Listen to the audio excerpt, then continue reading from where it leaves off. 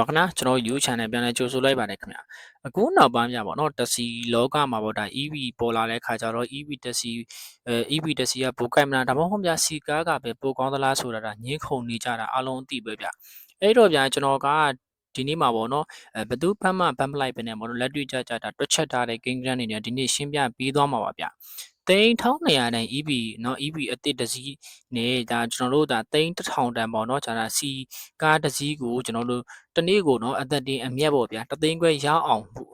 ်ကျွန်တော်တို့ရှာမယ်ပေါ့เนาะပြီးတော့ဒီတသိန်းခွဲရအောင်ရှာပြီးတော့ကျွန်တော်3နှစ်တီတီမောင်းမယ်ဆိုရင်ဘေကားကကိုယ့်ထဲမှာပတ်စံပူကြံမလဲဆိုတာကိုကျွန်တော်တေချာလေးတွက်ပြပေးသွားမှာဟုတ်လို့ပေါ့เนาะဒါမိတ်ဆွေတို့အနေနဲ့ဒီဗီဒီယိုလေးကိုစိတ်ဝင်စားတယ်ဆိုရင်အဆုံးထိကြည့်ရှုပေးပါလို့ကျွန်တော်အနေနဲ့ဒါဖိတ်ခေါ်ချင်ပါတယ်ခင်ဗျာကျွန်တော်တို့တွက်ချက်မှုတွေမစခင်ပေါ့နော်အရင်ဆုံးအရင်ဒီကိစ္စကိုဒါပွင့်ပွင့်လင်းလင်းပြောရအောင်ဗျအခုချိန်မှာသိန်း1000တန်တော့ပေါ့နော်ဒါစီကားတစ်စီးနဲ့သိန်း1200တန် EV အသစ်တစ်စီးကိုရှင်ကြည့်ရင်ဒါ EV ကအစာပိုင်းမှာအရင်သိန်း200လောက်ပိုများနေတာတွေ့ရမှာပါဒါပေမဲ့အဲ့ဒီသိန်း200ပိုပေးလိုက်ရတာဟာနောက်ပိုင်းမှာဗာပြန်ရမလဲဆိုတာသိဖို့အတွက်ကျွန်တော်တို့စီဘိုးနဲ့အာသင်ကားကိုတေချာနှိုင်းရှင်ဖို့လိုလာပါပြီအဲ့ဒီလိုနှိုင်းရှင်တဲ့နေရာမှာပေါ့ဗျာနော်စီကားကတော့ဒါစီဂါလန်ဘယ်လောက်လဲဆိုတာလူတိုင်းသိပြီမဲ့ EV ကြတော့じゃ unit ဆိုတာနဲ့ညတွက်ရတာမဟုတ်လို့ပေါ့နော်အချို့ကဒါနည်းနည်းရှုပ်ထွေးပါတယ်ဗျတကယ်တော့ unit ဆိုတာကဒါစီဂါလန်လိုပဲဗျကားဘိုက်ထဲမှာဗျဘယ်လောက်ဆန့်လဲဆိုတာကိုကျွန်တော်တိုင်းတာပါကျွန်တော်တို့တက်စီဥမာတက်စီမောင်းမဲ့ပေါ့နော်400ကီလိုတန်ကားတွေမှာဒါဆိုရင်ဘက်ထရီကဥမာ40 unit ဝန်းကျင်လောက်ရှိပါတယ်ဒါဆိုရင်40 unit ကိုကျွန်တော်အိမ်မှာအားသိမ့်ရင်ဘယ်လောက်ကုန်မလဲဆိုတာကျွန်တော်တို့ဒါတွက်ကြည့်ရမယ်ပြီးတော့အပြင်မှာလည်းအားသိမ့်ရင်ဘယ်လောက်ကုန်မလဲဆိုတော့ကျွန်တော်နှစ်ခုစလုံးကိုကျွန်တော်တွက်ပြပေးမှာပါဒါကတော့ကျွန်တော်အနေနဲ့ဥပမာပေါ့နော်တက်စီဆွဲမဲ့ကားလေးတွေကျွန်တော်တို့400ကီလိုတန်ပေါ့400ကီလိုသွားလို့ရတဲ့ကားကိုကျွန်တော်40 unit နဲ့တွက်ပြမှာပေါ့နော်တချို့ကားတွေကြတော့ဒါ40 unit ဆိုတာ40ကီလိုဝက်ပါတယ်ပေါ့နော်ဘက်ထရီအားကဒါတချို့ကားလေးဆို80ကျော်ပါလိုက်ရှိတယ်60ကျော်ပါလိုက်ရှိတယ်ကျွန်တော်တက်စီဆွဲမဲ့အတွက်ကြောင့်မလို့ကျွန်တော်က400ကီလိုမီတာသွားလို့ရတဲ့ကားကိုကျွန်တော်ဘက်ထရီပေါ့နော်40ကီလိုဝက်နဲ့ကျွန်တော်တွက်ပြပေးမှာပါနော်ဒါဆိုရင်ကျွန်တော်တို့တွက်ကြည့်အောင်ဗျာနော်ပထမဆုံးပေါ့နော်ကျွန်တော်တို့ကဒီ400ကီလိုဝက်ကားရဲ့ဘက်ထရီကပေါ့နော်40 unit တောင်မဟုတ်40ကီလိုဝက်ပါတယ်ဗျဒါဆိုရင်ကျွန်တော်တို့အိမ်3မီတာနဲ့အရင်ထွက်မှာဗျအိမ်3မီတာမှာဆိုရင်1 unit ဈေးကိုဒါ300ကျပ်ပေါ့ဗျာဒါကတော့ကျွန်တော်အချမ်းမီ300နဲ့တွက်မှာပေါ့နော်မိတ်ဆွေတို့ကဒါအိမ်မှာဆိုရင်ဘယ်နှ unit နဲ့သွင်းရမလဲဆိုတာကိုပေါ့သိတယ်ပေါ့နော်သူဥမာဒါ400ဆိုတဲ့400နဲ့တွက်လို့ရတယ်200ဆိုတဲ့200နဲ့တွက်လို့ရတယ်ကျွန်တော်တော့ပြန်မျှပေါ့နော်300နဲ့ကျွန်တော်ဒီနေ့တွက်ပေးမှာပေါ့နော်နောက်အပြင်အားသွင်းရုံနေမှာဆိုရင်တယူနှစ်ကို800ကျပ်ပါဒါဆိုရင်တော့လက်ရှိသွင်းနေရလို့ဆိုပိုသိမှာပေါ့နော်ကျွန်တော်တော့ပြင်းမျှ800ကျပ်နဲ့ကျွန်တော်ဒီနေ့တွက်ပြပေးမှာပါဒါဆိုရင်ကျွန်တော်တို့အားအပြည့်သွင်းရင်ကုန်ကြစီဘယ်လောက်400ကီလိုမောင်းဖို့နော်ဘယ်လောက်လဲဆိုတာကျွန်တော်တွက်ပြပေးပါမယ်အိမ်မှာအားသွင်းရင်ကျွန်တော်တို့က400ကီလိုဝက်ကိုတော့အားပြည့်ဖို့ဆိုရင်တော့เนาะကျွန်တော်0%က100ရာခိုင်နှုန်းသွင်းမယ်ဆိုရင်ကျွန်တော်အဲ့ဒါဆိုရင်ကျွန်တော်တို့က40အမြောက်300ပေါ့เนาะဒါအိမ်မှာသွင်းမယ်300ပေါ့300နဲ့300 unit နဲ့ကျွန်တော်မြှောက်ရင်ဒါ12000ကျပ်ကျပါတယ်ဒါကအားအပြည့်သွင်းရင်12000ကျပ်ကျတာပေါ့เนาะနောက်အပြင်မှာအားသွင်းမယ်ဆိုရင်ကျွန်တော်တို့40အမြောက်800နဲ့မြှောက်ရမယ်ပေါ့เนาะအဲ့ဒါဆိုရင်တော့ကျွန်တော်32000ကျပ်ကျမယ်ပေါ့เนาะဒါအိမ်မှာအသွင်းနိုင်အပြင်မှာအသွင်းနိုင်ပေါ့နော်ကျွန်တော်0%ကနေ100ရာခိုင်နှုန်းသွင်းမယ်ဆိုရင်ဒီ40ကီလိုဝက်ကိုသွင်းမယ်ဆိုရင်ကျွန်တော်အိမ်မှာဆိုရင်12000ကျပ်ကျမယ်အပြင်မှာဆိုရင်32000ကျပ်ကျမယ်ပေါ့နော်ဒါကတော့အားအပြည့်သွင်းတာပေါ့နော်ပထမဆုံးအားအပြည့်သွင်းတဲ့တွက်တဲ့အနှုံသားပေါ့နော်ဒါဆိုရင်ကျွန်တော်တို့ကတနေ့အမြတ်3သိန်းခွဲရဖို့ဆိုရင်ဒါအသက်တင်3သိန်းခွဲချန်ဖို့ဆိုရင်ခီးတဲ့တင်ကားပေါ့နော်ကျွန်တော်တို့ကဒါအချမ်းမြင့်3,59,500ကျွန်တော်ရအောင်ရှားပါပဲဒီပတ်စံရဖို့ပေါ့နော်မြို့တင်းမှာကျွန်တော်တို့က230ပေါ့နော်ကီလိုဝန်းကျင်မောင်းရပါပဲဒါဆိုရင်ကျွန်တော်ကားကတယူနှစ်ဆိုတော့10ကီလိုမောင်းနိုင်တဲ့သူတွက်ရင်ကျွန်တော်တို့ကဒါ230ကီလိုအတွက်ဆိုရင်ကျွန်တော်23 unit ပဲသုံးရပါမယ်အဲ့ဒါ23 unit သုံးရမယ်ဆိုရင်ကျွန်တော်တို့ကဒီ23 unit ကိုကျွန်တော်အားပြန်သိမ်းမယ်နော်အားပြန်သိမ်းမယ်ဆိုရင်ကျွန်တော်တို့ပြန်တွက်ကြည့်ရမယ်ပေါ့နော်အဲ့ဒါဆိုကျွန်တော်တနေ့တာအမှန်တကယ်ပေါ့နော်ကုန်ကြမဲ့အားသွင်းကောက်ကျွန်တော်တို့ပြန်တွက်ပြပါမယ်အိမ်မှာအားသွင်းမယ်ဆိုရင်ကျွန်တော်တို့ကအပေါ်ကလို့ပေါ့နော်ကျွန်တော်တို့0ကနေပြီးတော့140 unit ကနေပြီးကျွန်တော်သွင်းကြမလို့တော့ပေါ့23 unit ပဲသုံးထားရတဲ့ကြောင့်မလို့23 unit ကိုပဲကျွန်တော်ပြန်သွင်းရမယ်နော်အဲ့လားကြာရင်ကျွန်တော်တို့ကအိမ်မှာပြန်သွင်းမယ်ဆိုရင်ဒါ23အမြောက်300ပေါ့နော်အဲ့လားဆိုရင်23အမြောက်300ဆိုရင်ကျွန်တော်6900ကျပ်ကျွန်တော်ဒါပေမဲ့9000ကျပ်ပဲထားပါနော်9000ကျပ်ကုန်မယ် အပြင်မှာဆိုရင်ကျွန်တော်တို့က23အမြောက်800နဲ့မြောက်မယ်ဆိုရင်ကျွန်တော်18400ဆိုရင်ကျွန်တော်18000ကျပ်ပဲထားပါတော့เนาะဒါကတော့ကျွန်တော်တို့ဒီတသိန်းခွဲအမြတ်ကြံပြီးမှကျွန်တော်တို့ပြန်သွင်းရမယ်အားပေါ့နော်ဘက်ထရီကအကုန်မကုန်သွားဘူးပေါ့နော်ကျွန်တော်တို့အားကြံသေးတယ်ကျွန်တော်23 unit ပဲသုံးထားတဲ့အတွက်ကြောင့်ကျွန်တော်23 unit ကိုပဲကျွန်တော်တို့ပြန်ပြီးတော့အားသွင်းရမယ်နှုံထားပေါ့နော်အဲ့ဒါဆိုရင်အိမ်မှာဆိုရင်ကျွန်တော်တို့9000ကျပ်ပေါ့နော်အပြင်မှာသွင်းမဲ့ဆိုရင်18000ကျပ်ကျပါတယ်ဒါကတော့ကျွန်တော်တို့တသိန်းခွဲအမြတ်ကိုမှကျွန်တော်တို့ပြန်ပြီးအားသွင်းရမယ်နှုံထားပေါ့နော်ဒါကြောင့်မလို့ကျွန်တော်တို့ကတသိန်း9000 9000ကျပ်ဆိုပြီးတော့ကျွန်တော်တို့တသိန်း9500ကျပ်9000ကျပ်ဆိုပြီးကျွန်တော်အကြမ်းမြင့်တွက်ပြထားတာပါဒါကတော့အိမ်မှာပဲအားသွင်းမယ်ဆိုရင်တော့ပို့ပြီးကိုယ့်အတွက်ကြိုက်တယ်ပေါ့ဗျာနော်အဲ့လိုဆိုရင်ကျွန်တော်တို့ကတစ်နှစ်စာတွက်မယ်ပေါ့နော်တစ်နှစ်စာတွက်ချက်မှုပေါင်းကိုကျွန်တော်တွက်မယ်ဆိုရင်အိမ်မှာအားသွင်းရင်ကျွန်တော်တို့က9000ပေါ့နော်ဥမာ9000ပေါ့နော်9000အမြောက်350ဆိုရင်ကျွန်တော်တို့က24သိန်းကျပ်ကျပါတယ်အပြင်မှာအသွင်းမယ်ဆိုရင်ကျွန်တော်တို့က18000အမြောက်350နဲ့မြောက်မယ်ဆိုရင်63သိန်းကျွန်တော်တို့ကျမှာပဲတစ်နှစ်ပေါ့နော်ဒီနေရာမှာကျွန်တော်တခုပြောချင်တာပေါ့နော်ကျွန်တော်ကဒါ350နဲ့တွက်ထားလိုက်ပေါ့နော်တစ်နှစ်မှာကျွန်တော်350အမှန်တကယ်ကတစ်နှစ်မှာကျွန်တော်တို့365ရက်ရှိတယ်ပေါ့နော်ဒါပေမဲ့ကျွန်တော်ကဒါ365ရက်လုံးဒါတက်စီမောင်းတဲ့လူတော့ဘယ်သူမှမမောင်းနိုင်ဘူးเนาะနေ့စဉ်ပေါ့နော်ဒါပေမဲ့ကျွန်တော်က365ရက်ထဲမှာကျွန်တော်350နဲ့အကြမ်းကြီးထွက်ပြတာပေါ့နော်ဒါကျန်တဲ့ရက်ကတော့ကျွန်တော်တို့ဒါအလုပ်ကိစ္စတွေဒါမှမဟုတ်နားရက်တွေကိုကျွန်တော်နှုတ်ပြီးတော့အကြမ်းကြီး350နဲ့တွက်တာပေါ့နော်တကယ်အမှန်တကယ်ရှိတာကတစ်နှစ်မှာ365ရက်ကိုမှကျွန်တော်ကျန်တဲ့ရက်ကိုဖယ်ပြီးတော့ဒါ350နဲ့အကြမ်းကြီးတွက်ပြခြင်းဖြစ်တယ်ပေါ့ဗျာနော်လို့ကျွန်တော်တို့ကတနေ့စာဆိုရင်ကျွန်တော်အိမ်မှာအားသွင်းရင်ကျွန်တော်တို့9000လုံးနဲ့ပဲကျွန်တော်တို့ကဒါတသိန်းခွဲအမြတ်ကိုပဲကျွန်တော်တို့တွက်မှာပေါ့နော်အဲ့ထက်ပုံမတွက်သေးဘူးပေါ့နော်တသိန်းခွဲအမြတ်နဲ့တွက်မယ်ဆိုရင်ကျွန်တော်တို့9000အမြောက်350ဆိုရင်ကျွန်တော်တို့က24သိန်းကုန်မယ်အိမ်မှာအားသွင်းမယ်ဆိုရင်အပြင်မှာအားသွင်းမယ်ဆိုရင်တော့ဒါ18000အမြောက်350နဲ့မြောက်မယ်ဆိုရင်တော့ကျွန်တော်63သိန်းဝန်းကျင်ကျပါတယ်ဒါကတော့ဒီနှစ်ခုကတော့အိမ်မှာအားသွင်းတော့ပိုကောင်းတာပေါ့နော်ဒါကကျွန်တော်တို့ဘက်ထရီကိုအကုန်မသုံးပေါ့နော်ကျွန်တော်တို့ဒါတသိန်းခွဲအမြတ်ကိုပဲယူပြီးသုံးရမယ်တွက်နှုံးပဲပေါ့နော်ပြီးတော့အကိုမိတ်ဆွေတို့တတိထားမှာပေါ့တသိန်းခွဲဖို့ရဖို့အတွက်ဆိုရင်ဒီကီလို400တန်ဘက်ထရီကိုအကုန်ခန့်ကိုကျွန်တော်မောင်းစရာမလိုဘူးဆိုတာပါပဲကျွန်တော်တို့ကမြို့တွင်းမှာခီးတဲ့တင်ပြီးတော့230ကီလိုဝန်းကျင်မောင်းလိုက်ရုံနဲ့တင်တာတစ်နေ့တသိန်းခွဲဆိုတာ EC ဒါရှာလို့ရပါတယ်အဲ့ဒီတော့ကျွန်တော်တို့ကဒါညက်နေပြန်ရောက်ရင်ဒါဘက်ထရီအားကအကုန်မကုန်ဘဲနဲ့ပေါ့လား40%နီးပါးကျန်နေဥမှာပါ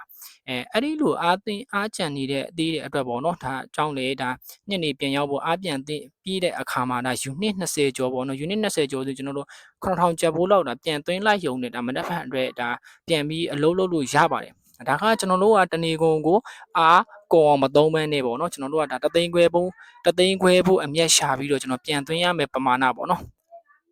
ဒါကြောင့်ဒီတွက်ချက်မှုမှာတော့အမြဲတမ်း unit ကျွန်တော်တို့40 unit နဲ့မတွေ့ဘဲနဲ့ပေါ့နော်ကျွန်တော်တကယ်လက်တွေ့အသုံးရမယ်နော်23 unit ပဲကျွန်တော်တို့တွက်ပြပေးတာဖြစ်ပါတယ်ဒါကြောင့်တွက်ပြပေးတာပေါ့ဒါတော့ကျွန်တော်တို့ကအားကုန်သိမ်းမယ်ဆိုရင်တော့ဒါ unit ပိုတွက်ကမယ်ပေါ့နော်ဒါကတော့ကျွန်တော်တို့ကတသိန်းခွဲအမြတ်ကိုပဲကျွန်တော်တို့ကတွက်ပြီးတော့23 unit နဲ့ပဲကျွန်တော်တို့ကနှိမ့်စဉ်တွက်ပြပေးရပါနော်ဒါမိတ်ဆွေတို့ကတကယ်ပြန်တွက်မယ်ဆိုရင်ကိုယ်မှ23 unit မကဘဲနဲ့unit 30 40ကိုနဲ့ဒီဟာကိုကျွန်တော်ပြန်တွက်ကြည့်လို့ရတယ်ပေါ့နော်ဒါကကျွန်တော်အနေနဲ့အချမ်းပြင်းတွက်ပြထားတာပါဒါဆိုရင်ကျွန်တော်တို့ကတနစ်စာတွက်ချက်မှုပြီးသွားပြီဆိုကျွန်တော်တို့ကတနစ်ကိုဒါခီးတဲ့တင်ကားပေါ့နော်1,59,500ကျပ်ရအောင်ရှာမယ်အိမ်သုံးအားသွင်းကားနဲ့ဆိုရင်ကျွန်တော်9,500ကျပ်ဖယ်ရင်ပေါ့နော်ကျွန်တော်တို့ကတနေ့ကိုဒါတသိန်းခွဲအတရင်အမြတ်ကျန်မယ်ပေါ့နော်ကျွန်တော်တနစ်ဆိုရင်ကျွန်တော်တို့ကရက်ပေါင်း350မောင်းရင်ဒါဆိုကျွန်တော်ပြန်တွက်မှာနော်ဒါဆိုကျွန်တော်တနစ်စာအမြတ်ပြန်တွက်ပြီเนาะဒါဆိုရင်တနစ်စာစုစုပေါင်းအမြတ်ပေါ့เนาะတနစ်စာစုစုပေါင်းအမြတ်ကကျွန်တော်တို့တသိန်းခွဲတနေ့စာစုစုပေါင်းအမြတ်ကတသိန်းခွဲဆိုရင်ကျွန်တော်တို့ကဒါတသိန်းခွဲအမြောက်ပေါ့เนาะဒါတစ်နှစ်နဲ့မြောက်ပဲเนาะ350ရက်နဲ့မြောက်ရင်ကျွန်တော်တို့က925သိန်းကျန်ပါတယ်ဒါအမြတ်ကြီးပဲပေါ့เนาะကျွန်တော်တို့ကတနေ့ကိုတသိန်းခွဲနဲ့ရက်ပေါင်း350ရက်နေမြောက်ရေး925သိန်းကျန်ပါတယ်ဗျာနော်အဲ့တော့ကျွန်တော်တို့ကတနစ်စာအားသွင်းကားကိုလည်းကျွန်တော်တို့ပြန်သွင်းရမှာတနစ်စာအားသွင်းကားကဒါ9000အမြောက်350နဲ့350ရက်နဲ့ကျွန်တော်တို့မြောက်တယ်ဆိုရင်24သိန်းကျပါတယ်ဒါကအိမ်3မီတာမှာကျွန်တော်တို့သွင်းရမယ်နှုံးထားပေါ့နော်ကျွန်တော်တို့အပြင်မှာအားသွင်းမယ်ဆိုရင်ကျွန်တော်18000အမြောက် ဒါ350ရက်နဲ့မြောက်မယ်ဆိုရင်63သိန်းကုန်ပါတယ်เนาะကျွန်တော်အပေါ်မှာပြောလိုက်တဲ့အကျန်းမြင့်ကျွန်တော်18000နဲ့တွက်မယ်ပေါ့နော်18000ဆိုရင်ကျွန်တော်350ရက်နဲ့မြောက်ရင်ကျွန်တော်63သိန်း63သိန်းဝန်းကျင်ဒါကအပြင်မှာအသိကြပါတယ်ဒီအိမ်မှာအသိတော့ပို့ပြီးကောင်းတာပေါ့ဗျာထက်ဝက်နီးပါတက်တာတယ်ပေါ့နော်အဲ့ဒါဆိုရင်ကျွန်တော်တို့ကဒါအာသိန်းနှုံးကြီးပဲကျွန်တော်တို့တွက်လို့မရဘူးပေါ့နော်တနစ်စာပြင်ဆင်ဆေးကိုလည်းကျွန်တော်တို့တွက်ကမယ်ပေါ့နော်အောက်ပိုင်းနဲ့ကျွန်တော်တာယာစီစီကားတွေတခြားဘာရက်စီစီကားတွေကျွန်တော်တို့တစ်နှစ်ကို10သိန်းဝန်းကျင်ပဲထားမယ်ပေါ့ဗျာ10သိန်းဝန်းကျင်ကျွန်တော်တို့ထားလိုက်ပြီပေါ့နော်ဒါဆိုရင်ကျွန်တော်တို့က3နှစ်စုစုပေါင်းတွက်ချက်မှုကိုကျွန်တော်ပြန်တွက်ကြည့်မယ်နော်3နှစ်စာကိုအိမ်မှာအာသိန်းတာနဲ့အပြင်မှာအာသိန်းတာဘယ်လောက်ကွာသွားမလဲဆိုတာကျွန်တော်ကြည့်ရအောင်ဗျာအိမ်မှာအာသိန်းမယ်ဆိုရင်じゃ3နှစ်စာစုစုပေါင်းအမြတ်ပေါ့နော်3နှစ်စာစုစုပေါင်းအမြတ်ဆိုရင်ကျွန်တော်တို့ကတစ်နှစ်ကို925သိန်းအမြောက်3နှစ်ပေါ့နော်ဒါဆိုရင်ကျွန်တော်တို့က1585သိန်းဒါကျွန်တော်တို့လက်ထက်မှာရပါပြီဒါအမျက်ကြီးပဲပေါ့နော်1585သိန်းရမယ်ဒါအိမ်မှာအသိန်းအဲ့တော့3နှစ်စာအသိန်းကပေါ့နော်ပြီးတော့ပြင်ဆင်ဆေးဆိုရင်ကျွန်တော်တို့ကပြင်ဆင်ဆေးကိုကျွန်တော်တို့ကဟိုဒါ130သိန်းပေါ့နော်ဒါကကျွန်တော်ပြင်ဆင်ဆေးကိုကျွန်တော်တို့ဖယ်ထားမယ်အဲ့တော့3နှစ်အကြာအတတင်ကြံငွေပေါ့နော်3နှစ်အကြာအတတင်ကြံငွေမှာကျွန်တော်တို့က1465သိန်းကြံမယ်ပေါ့နော်ဒါကျွန်တော်တို့ကအိမ်မှာအားသိမ်းမယ်ဆိုရင်ပြောတာပေါ့နော်အိမ်မှာအားသိမ်းမယ်ဆိုရင်ကျွန်တော်တို့အသက်တင်ပေါ့နော်ပြင်စိတ်တွေအားလုံးဖယ်ပြီးတော့မှဒါ1465သိန်းကြံမှာပါဒါမှမဟုတ်အပြင်မှာပဲအားသိမ်းမယ်ဆိုရင်3နှစ်စာစုစုပေါင်းအမြတ်ကပေါ့နော်ဒါက3နှစ်စာစုစုပေါင်းဆိုကျွန်တော်တို့တစ်နှစ်ကို925သိန်းအမြောက်3နှစ်နဲ့ပြောင်းမယ်ဆိုရင်လည်းကျွန်တော်အပေါ်မှာလိုပဲ1585သိန်းကြံမယ်အဲ့တော့3နှစ်စာအားသိမ်းကကျွန်တော်တို့အားသိမ်းကရေကျွန်တော်တို့ပြင်စီစီနှစ်ခုပေါင်းပါဒါ23သိန်း230ခန့်ပေါ့နော်230ခန့်3နှစ်အကြာအတတင်ကြံငွေဆိုရင်ကျွန်တော်တို့ကဒီတိကပြန်နှုတ်လိုက်မယ်ဆိုရင်1345သိန်းကျန်ပါတယ်ဒါကအပြင်မှာအားသိရင်ကျန်တဲ့ငွေက1345သိန်းအိမ်မှာအားသိတဲ့ကျန်တဲ့ငွေက1465သိန်းပေါ့နော်ကွာတော့ကွာတယ်ပေါ့နော်အိမ်မှာသိရင်တော့ပိုပြီးစင်ပြေတာပေါ့နော်အဲ့ဒါဆိုရင်မိတ်ဆွေတို့မြင်တဲ့အတိုင်းပေါ့နော်ကားကို1200နဲ့ဝယ်တာဆိုတော့တနေ့ကို3သိန်းခွဲအမြတ်ရအောင်မောင်းရင်အိမ်မှာအားသိတဲ့သူကဒါ2နှစ်နဲ့4လမှတင်အရင်ကြည်ပါတယ်အပြင်ဆိုင်မှာအားသိမဲ့သူကတော့ဒါအရင်ကြည်ဖို့2နှစ်နဲ့8လဝန်းကျင်ကြီးကျွန်တော်တို့ကြာသွားနိုင်ပါတယ်အဲ့တော့3နှစ်ပြည့်တဲ့နေ့မှာအိမ်မှာအားသိတဲ့သူကအပြင်ဆိုင်မှာအားသိတဲ့သူတွေ120ကျော်တော့ပုံမြတ်နှိမှာပါဒါကြောင့် EV တက်စီမောင်းမယ်ဆိုရင်တော့ကျွန်တော်အပြင်မှာအိမ်မှာအားသိပနိုင်ဖို့ကအဓိကပဲလို့ကျွန်တော်အကြံပြုချင်ပါတယ်အိမ်မှာဆိုရင်တော့ပို့ပြီးအမျက်ကြံတာပေါ့ဗျာဒီနေရာမှာကျွန်တော်တခုထပ်ဖြည့်ပြောချင်တာကဒါ400တိုင်ကီလိုကားရဲ့နေ့တသိန်းခွဲရအောင်မောင်းဖို့ဆိုတာဖြစ်နိုင်မလားဆိုတန်တရားရှိလူတွေအတွက်ပေါ့နော်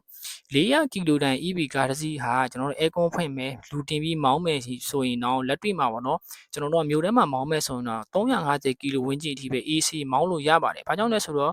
ဒါကျွန်တော်ကားကုမ္ပဏီတွေကသတ်မှတ်ထားတာ400ကီလိုမီတာမောင်းလို့ရပါမယ်ဆိုပေမဲ့လက်တွေ့မှာကျွန်တော်လူတင်မဲ့ air con ဖွင့်မယ်တခြားဘာကြီးကဖွင့်မယ်သုံးပြမယ်ဆိုရင်တော့ကျွန်တော်350ကီလိုဝန်းကျင်လောက်ထိပဲကျွန်တော်မောင်းလို့ရမှာပါကျွန်တော်တို့မြို့တင်းမှာတစ်နေ့3သိန်းခွဲရဖို့ဆိုရင်တော့ခီးတဲ့အတင်အခြားနဲ့ဒါကီလို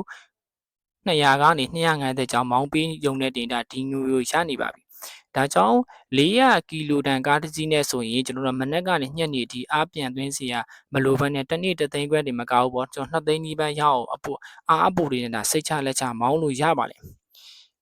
ဒါဆိုရင်ကျွန်တော်ဒါဒီတွက်ပြခဲ့တဲ့ဟာလေးကကျွန်တော်တို့ EV ရဲ့တွက်ချက်မှုအပိုင်းပေါ့ဗျာနော်ဒါဆိုရင်ကျွန်တော်တို့စီကားဘက်ကိုထပ်ပြီးတွက်ကြည့်အောင်ဗျစီကားက3နှစ်စာစီးပွားရေးတွက်ချက်မှုပေါ့နော်ကျွန်တော်တို့ကစီကားကိုလည်းတစ်နေ့3သိန်းခွဲအမြတ်ရအောင်ကျွန်တော်တို့တွက်ပြမယ်ပေါ့နော်စီကားသမားတစ်ယောက်တစ်နေ့ကိုအသက်တင်3သိန်းခွဲကျန်ဖို့ဆိုရင်ကျွန်တော်ကနေ့စဉ်စီဖို့နော်အနည်းဆုံးပေါ့ဗျာကျွန်တော်တို့ဒါခမန်းကြီးပေါ့ဗျာခမန်းကြီးပေါ့နော်အနည်းဆုံးဒါကျွန်တော်တို့4000ကျပ်ကုန်မယ်ပေါ့နော်4000ကျပ်စီဖို့ထည့်မှာကျွန်တော်တို့က3သိန်းခွဲအသက်တင်ကျန်မယ်ပေါ့နော်ဒါကတော့အချမ်းမြင့်နေတယ်ကျွန်တော်4000နဲ့ကျွန်တော်တွက်ပြီးတာပေါ့နော်အထက်ဘုတ်ကွန်နဲ့ကုန်မဲ့ဒါမှမဟုတ်အထက်နဲ့3000လောက်နဲ့3သိန်းခွဲရချင်ရမယ်ပေါ့နော်ဒါကတော့အချမ်းမြင့်တွက်ပြပေးတာပေါ့နော်မိတ်ဆွေတို့အနေနဲ့ပြန်တွက်ကြည့်လို့လည်းရတယ်ပေါ့နော်ကိုမှဘလောက်ကုန်လဲဆိုတာအဲ့တော့EV ကအိမ်မှာအားသွင်းရင်ကျွန်တော်တို့အကြမ်းမြင့်9000ကျပ်ပဲကုန်တဲ့အချိန်မှာစီကားကတော့ဒါတစ်နေ့ကို4000ကျပ်ကုန်တာမဟုတ်တော့ဒါတစ်နေ့ကိုတင်ပေါ့နော်3000ကျပ်ပိုကုန်နေတာပေါ့နော်စီကားဒါဆိုရင်ကျွန်တော်တို့တနေ့တွက်ချက်မှုတွက်ကြည့်မယ်ပေါ့နော်တစ်နှစ်တွက်ချက်မှုကျွန်တော်တွက်ကြည့်မယ်ဆိုရင်တစ်နှစ်ပါရက်ပေါင်းတာကျွန်တော်တို့က350နဲ့ပဲတွက်မယ်ပေါ့နော်ဒါကျွန်တဲ့ရက်ကိုကျွန်တော်ဖယ်ထားမယ်အဲ့တော့ဆိုရင်တစ်နှစ်စာစုစုပေါင်းအမြတ်ပေါ့နော်ကျွန်တော်သိန်းခွဲအဲ့တော့ဆိုရင်3သိန်းခွဲအမြောင်း350ရက်နဲ့မြောက်မယ်ဆိုရင်ကျွန်တော်925သိန်းပဲကျွန်တော်တို့ပြန်ရပါတယ်ဒါဆိုရင်ကျွန်တော်တို့တစ်နှစ်စာစီဖို့က4000 အမြောက်350ရက်ဆိုကျွန်တော်140သိန်းကျပါလေဒါစီဘိုးကတစ်နှစ်ကို140သိန်းကျတယ်ဒါဆိုရင်နောက်ကျွန်တော်တစ်နှစ်စာပြင်ဆင်စရိတ်ကိုလည်းကျွန်တော်ထပ်တွက်ရမယ်ပေါ့နော်အင်ဂျင်ကားတွေဖြစ်တဲ့ကြောင့်မလို့ကျွန်တော်အင်ဂျင်ဝိုင်လဲရမယ်ပလက်လဲရမယ်ကျွန်တော်ဂီယာပိုင်းနဲ့အခြားအင်ဂျင်ပိုင်းပြည်စရိတ်ကိုကျွန်တော်တစ်နှစ်ကို320ပဲထားမယ်ပေါ့နော်320နဲ့ကျွန်တော်တို့အကြမ်းပေးထားမယ်ဒါဆိုရင်3နှစ်စာစုစုပေါင်းတွက်ချက်မှုပေါ့နော်3နှစ်စာမှာဒါစီဘိုးနဲ့ပြုမြင့်စီဘယ်လောက်ကုန်လဲဆိုတော့ကျွန်တော်တွက်ကြည့်အောင်ဗျ3နှစ်စာစုစုပေါင်းအမြက်ကဒါအမြတ်ဆိုရင်ကျွန်တော်တစ်နှစ်မှာတော့925သိန်းမြတ်မယ်အဲ့လောက်မှာ925သိန်းအမြောက်3နှစ်နဲ့မြောက်မယ်ဆိုရင်ကျွန်တော်တို့1585သိန်းရပါပြီဒါဆိုရင်ကျွန်တော်3နှစ်စာစီဘိုးကိုပြန်တွက်မယ်ပေါ့နော်3နှစ်စာစီဘိုးက140အမြောက်3နှစ်တဲ့ဆိုရင်ဒါ420သိန်းဒါကြံမယ်ပေါ့နော်3နှစ်စာပြင်ဆင်ဈေးကတော့ဒါ3နှစ်စာပြင်ဆင်ဈေးကိုကျွန်တော်တို့က3နှစ်စာဆိုကျွန်တော်တို့60သိန်းခန့်ကျွန်တော်တို့ဒါလောဆန်မှတ်ထားမယ်ပေါ့ဗျာနော်အဲ့တော့ကျွန်တော်တို့ဗျာဒါ3နှစ်စာအသက်တင်ကြံကိုကျွန်တော်တို့ပြန်တွက်ကြည့်ကြမယ်ပေါ့နော်3နှစ်စာဒါအသက်တင်ကြံငွေကကျွန်တော်တို့ဒါ1585သိန်းပေါ့နော်ဒါ3နှစ်စာကစီဘိုးရဲ့ဒါအမြတ်ငွေရ1585သိန်းထဲကကျွန်တော်တို့ဒါစီဘိုး420သိန်းရေကျွန်တော်တို့420သိန်းအပေါင်းရေကျွန်တော်60သိန်းကိုကျွန်တော်ပြန်နှုတ်ကားမယ်ပေါ့နော်ပြန်နှုတ်တဲ့အခါမှာကျွန်တော်တို့အသက်တင်ဘယ်လောက်ကျန်သွားလဲဆိုရင်ကျွန်တော်တို့က1095သိန်းကျန်ပါလေဒါကကျွန်တော်တို့1585သိန်းလေးကနေပြီးကျွန်တော်တို့ဒါစီဘိုးရေဒီရောသိန်း60ခန့်ကိုကျွန်တော်နှုတ်ပေးခြင်းဖြစ်ပါတယ်ဒါကကျွန်တော်တို့အသက်တင်ကြံတဲ့ငွေပေါ့နော်ဒါတနေ့ကိုဒါ3သိန်းခွဲချက်ကိုမှကျွန်တော်တို့ဒါစီဘိုးလီပြီးတော့ကျွန်တော်တို့ဒါသိန်း60ခန့်နေနှုတ်လိုက်တဲ့အချိန်မှာပေါ့နော်ဒါ1095သိန်းကျန်တာဖြစ်ပါတယ်အဲ့တော့ကျွန်တော်တို့ကားကိုသိန်း1000နဲ့ဝယ်တာဆိုတော့3နှစ်ပြည့်တဲ့အချိန်မှာပေါ့နော်အရင်ကြည့်ုံနေမှာကပတ်တာကျွန်တော်95သိန်းလို့အပူကျန်းနေပြီပေါ့နော်ဒါကတော့ကျွန်တော်တို့စီကားရဲ့ဒါတွက်ချက်မှုအပိုင်းပေါ့နော်အဲ့တော့ကျွန်တော်တို့မိတ်ဆွေတို့မြင်တဲ့အတိုင်းပဲပေါ့နော်စီကားကအရင်ချီဖို့2နှစ်နဲ့6လဝန်းကျင်အထိကြာသွားနိုင်ပါတယ် EV ကတော့ကျွန်တော်တို့2နှစ်နဲ့4လမှာအရင်ချီတာနဲ့ရှင်ရင်ဒါစီကားကအရင်ချီဖို့ပိုကြာနိုင်ပါတယ်ဗျာကျွန်တော်တို့တွက်ချက်မှုတွေရဆိုရင်ဒါ3နှစ်အတွင်းရှာဖွေနိုင်မှုမှာပေါ့နော်ဒါ EV ကအပြည့်အသက်တာနေတာကိုကျွန်တော်တွေးရမှာပါဒါပေမဲ့ကျွန်တော်တို့တခုတော့ပုံမှန်လေးဒါပြောချင်တယ်ဗျာနော် EV ဝယ်ပြီးဆိုရင်ကျွန်တော်တို့အရင်မြက်ကြည့်အောင်ကျွန်တော်ပိုရုန်းကန်ရမယ်ဗျEV ဝယ်ပြီးဆိုတာနဲ့စီကားလို့ကျွန်တော်တို့ AC မောင်းလို့မရတော့ဘူးဗျဘာလို့လဲဆိုတော့ EV ကအဝယ်မှာတင်3200ဆိုတော့စီကားထက်အရင်က200လောက်ပိုများနေတယ်ပေါ့ဗျာကျွန်တော်အရင်မြက်ကြည့်ခြင်းကျွန်တော်စီကားထက်ပတ်စံပိုရှာရမယ်ဗျပိုရုန်းကန်ရမယ်ပေါ့ဗျာတနေ့ကိုအမြဲကျွန်တော်တို့3သိန်းခွဲလောက်ရအောင်ရှာနိုင်မှသာကျွန်တော်တို့ဒါ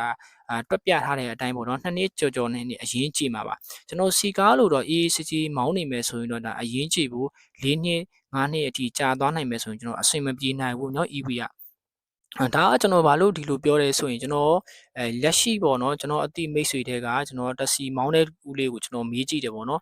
်ကိုကဲမဗျာတက်စီဒါ EV တက်စီပေါ်လာတဲ့အခါကျတော့ဘာလို့ EV မမောင်းနိုင်ဆိုကျွန်တော်မေးကြည့်တဲ့အခါသူကကျွန်တော်ပြန်ပြောတယ်ဗျာမင်း EV တက်စီမောင်းတော့မယ်ဆိုရင်ဟျောင်းနဲ့ပတ်စံများရှာနိုင်မှာအရင်မြန်ကြည့်မှာဒီ EV ကမြတ်တာပါလေစီကားလို့အေးစစ်စစ်လေးဒီတနေ့မမောင်းလိုက်လုပ်နေမယ်ဆိုရင်တဲ့ EV ကဒါလုံးဝအမျက်မကြံဘူးတဲ့ရှုံးနိုင်တဲ့အခြေအနေရှိတယ်ဒါကြောင့်မလို့ဒီကျွန်တော်ပြောမှဆိုရင်ဗျာ EV ကကျွန်တော်ခုနတွက်ပြထိုးတနေ့3သိန်းခွဲမက2သိန်းအထိကျွန်တော်ရှာနိုင်မယ်ဆိုရင်တော့ EV ကမြန်အရင်ကြည့်ပြီးမြန်အမျက်ကြံတဲ့ဒါကားဖြစ်တယ်ပေါ့ဗျာနော်နော်ကျွန်တော်တို့ဒါပြင်ဆင်စရိတ်ပေါ့နော်ပြင်ဆင်စရိတ်နဲ့ပတ်သက်ရင်လည်းကျွန်တော်ခုနလည်းပြောခဲ့တယ်ပေါ့နော